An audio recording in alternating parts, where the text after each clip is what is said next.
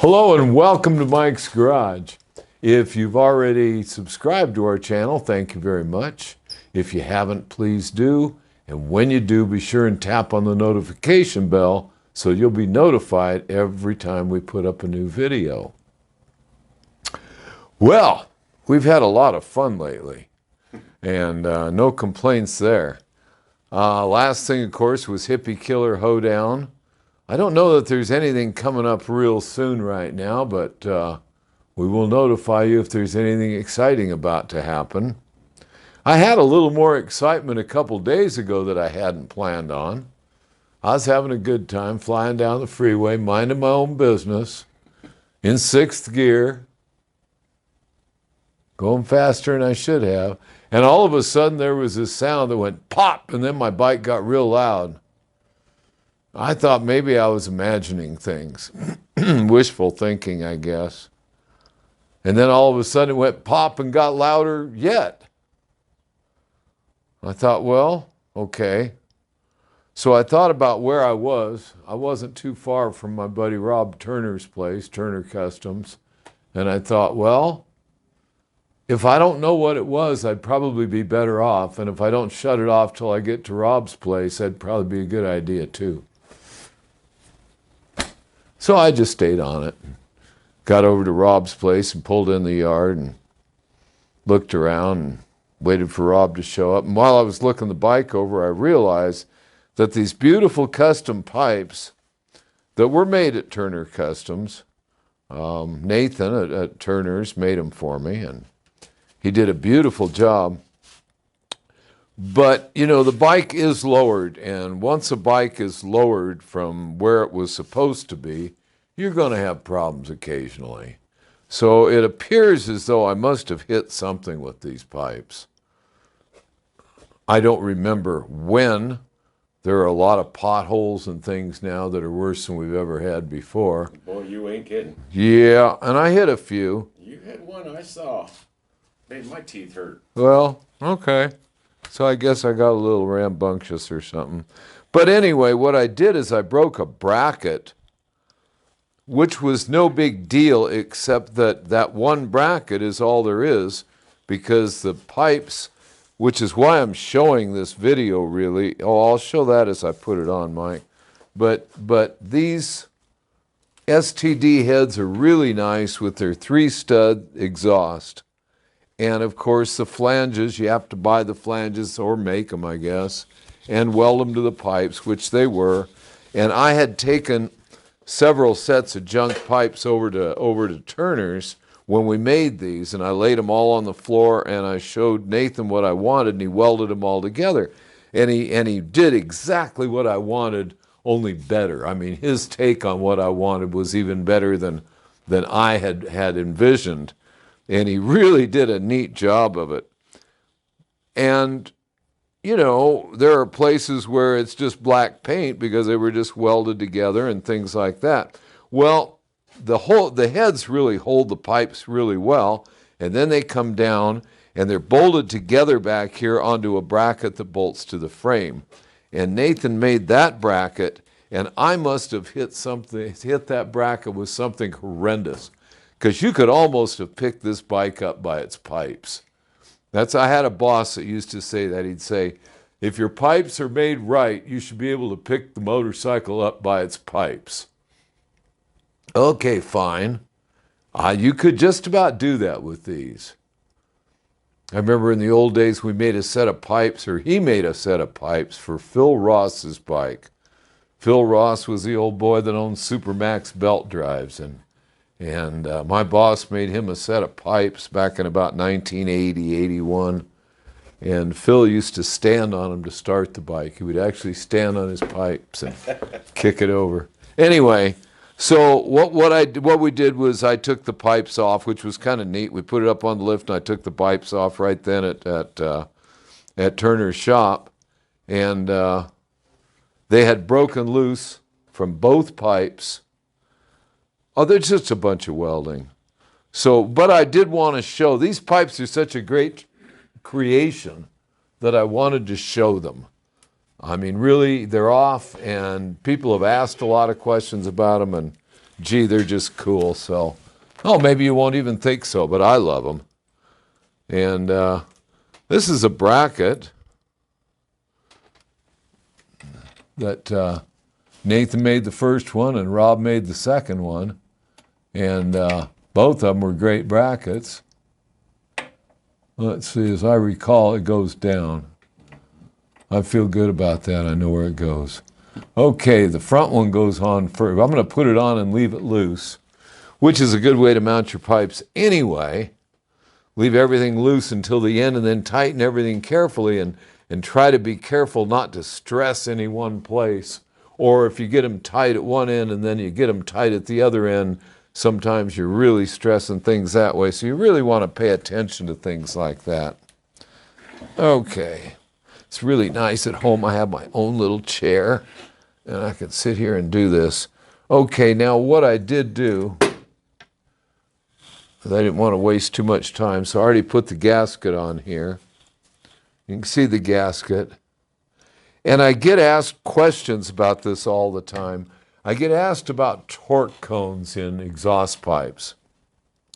Well, when they first started making torque cones, they were made only for Evolution motors, because that was the newest thing when they came out with torque cones, for Harleys anyway. And I tried them. In most instances, I found no results. These particular pipes are long pipes, they're straight pipes, there's nothing in them, and I wondered if I could get a little more low-end torque. Now, this is also based on the fact that I've got a really strange cam in there. And that's all I'm going to tell you about it. I'm not going to discuss my cam with anyone. That's something I had made, and it's way cool. But the point I'm getting at is, you know, I had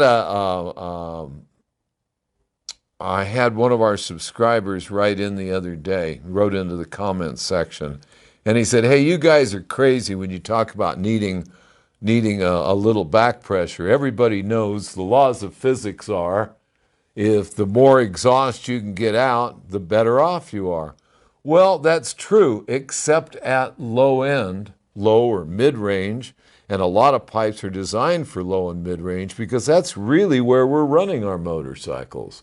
And at that low or mid-range point, depending on the duration and overlap of the cam and how it's ported and how your intake is and all those sorts of things, that may be exactly what you need is a little back pressure. And so what I did on this, I don't very often see anyone put torque cones on a Shovelhead. I turned them down so they fit. I don't even remember what brand these are. They have big grooves in them like rifling in a gun barrel. And I turned them down so they fit right into the pipe, and on they go. And I did gain some low-end power with them, which is really nice to have if you do the kind of riding I do. Okay, so I'm going to put this one on here real quick. The torque cone is in there. And I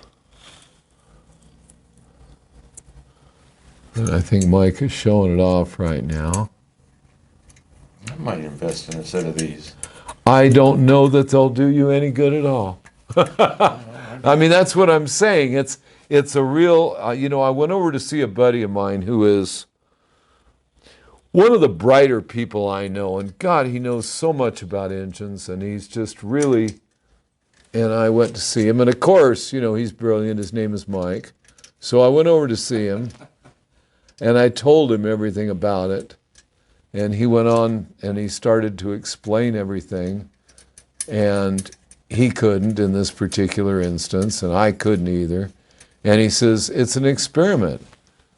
She liked them. That was it. She liked them. And that's good enough. It moved that power band to exactly the right place, you know, when I'm flying up the mountain.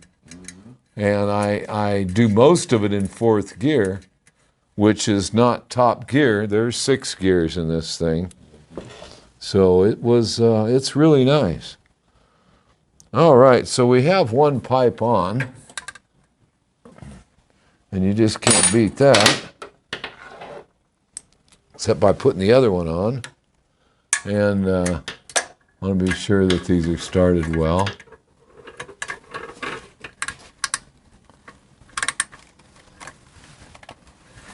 Well, that isn't working at all. I think, oh, I know what it is. There we go. Just was rocked a little too far forward. Okay. So that one's right there.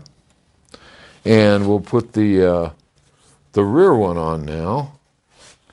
And I think it's right behind me. Now, the heck of it is, I did have to put paint on these pipes to keep them from rusting, so I put heat paint on them, high temperature paint. And I suppose these pipes would look a lot better if they were all chrome. And that's a little more money than I can spend this week, so I got out the rattle can and, gee, everything is beautiful. Kinda. Let's see now. I think we need to get that on that side. Ta-da. There it is. And there it is. There it is. Whoops, I forgot to put the torque cone in there. You caught it right before I did. Well, it will be on there shortly. Yeah. If that's the worst mistake I make today, that's good enough. All right. Thank you too many. Okay. There we go.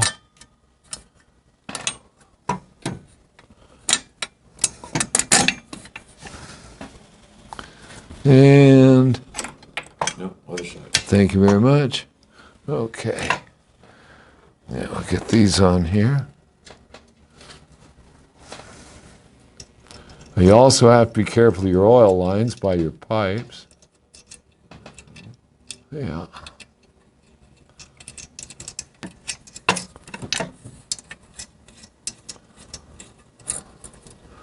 Yeah, I don't really know when I started cracking these pipes, but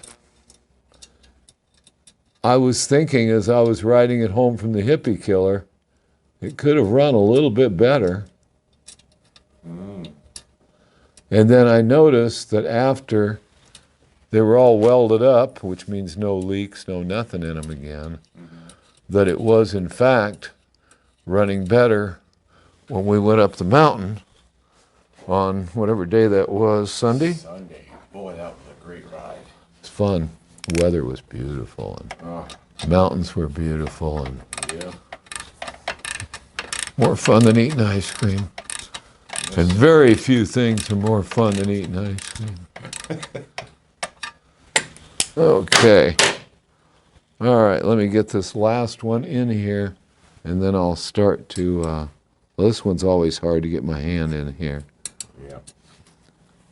This is the last one, and it's the hardest.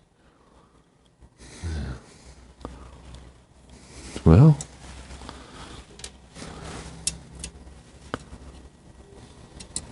and it's on. The washer is anyway. And the nut is now going to fight me.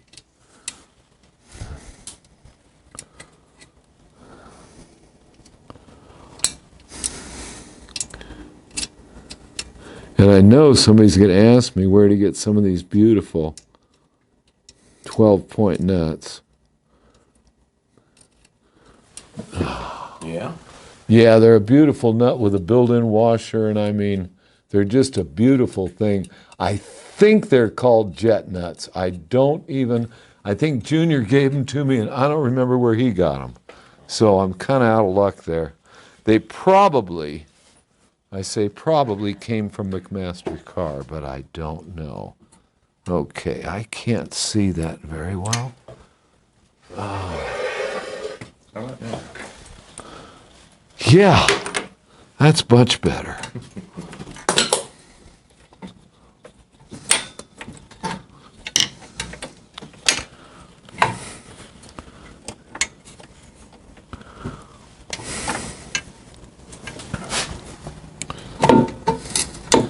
Now I found it. Well, that was not easy.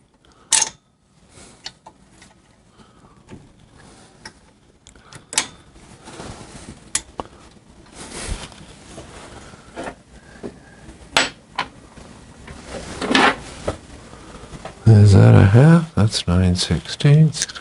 Let's see about this for a half. There's the one I want.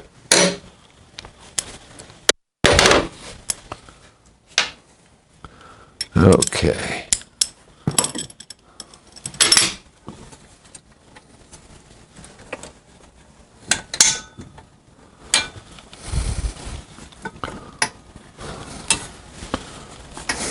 Need a hand?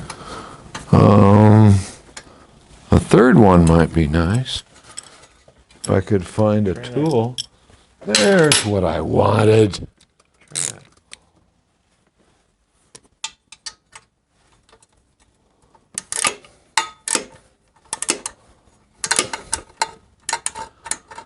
I don't know if I can get it started straight or not.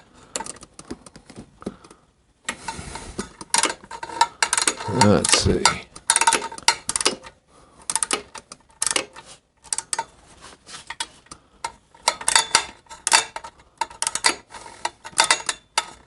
Once it starts into that bracket, because it's tapped, it's got a beautiful thread in it.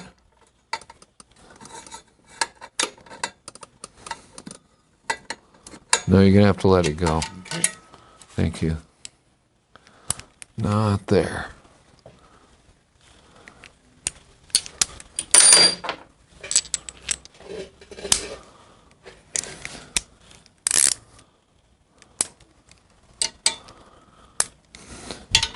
Yeah, I should have put a jack under it or something, but I can get it here.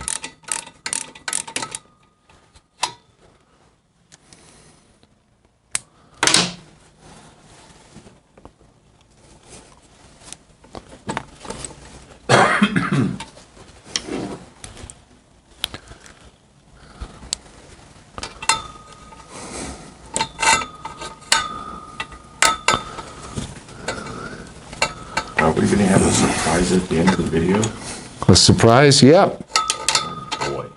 Yes. A surprise at the end of the video. I'm going to jump out of a cake.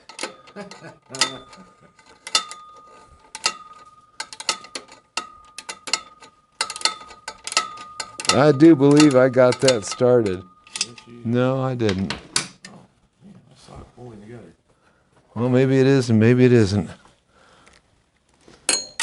And some you just can't tell. Okay. Okay. Okay, that's good.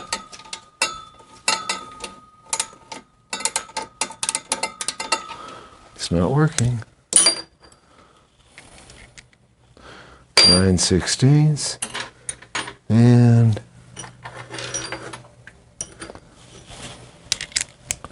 I don't know if we can do that or not.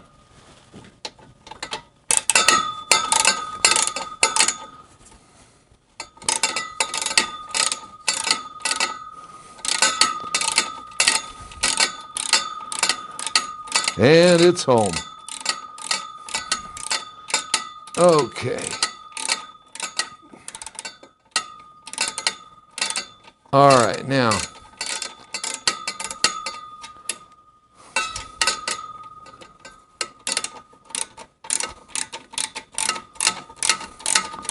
Okay, now if you want to show that, where that's on there, that's pretty good.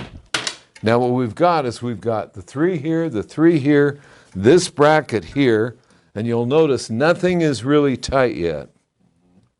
So the last thing we have is the bolt in the back. Now that's one thing that that's a gotta do. Now, this is something that'll drive a lot of people nuts. And it just makes the whole thing so much stronger you can't believe it. But what I did is I just put a spacer.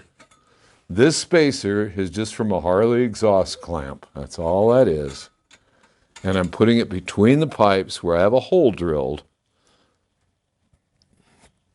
And I'm going to bolt the two pipes together. The difference in the strength with that bolted in there is just amazing. Okay, that bolt went all the way through. The spacer's in place. We've got washers at both ends of that bolt. And I'm going to put a lock nut on that bolt.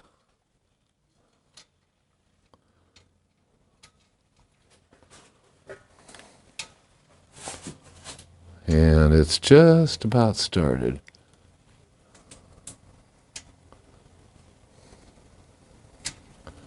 Yep, it started. Okay, so now we're going to look it over real quick and say we've got 3 on each pipe in the front. We've got this bracket here, which is bolted to the frame through the passenger peg. And then we've got the 2 pipes held together in the back. Now I can also slide the clamps back in place, and it won't be near as ugly. You'll also notice that one of the things that fights the ugly on these, this is a one-piece heat shield off an old Super Trap exhaust. This is a heat shield I cut from something else. That covers up welds and uglies and nasties and really works. I might add that heat shields also make your pipes hotter, which is a little bit of added power that you really don't realize you're getting. Oh, okay.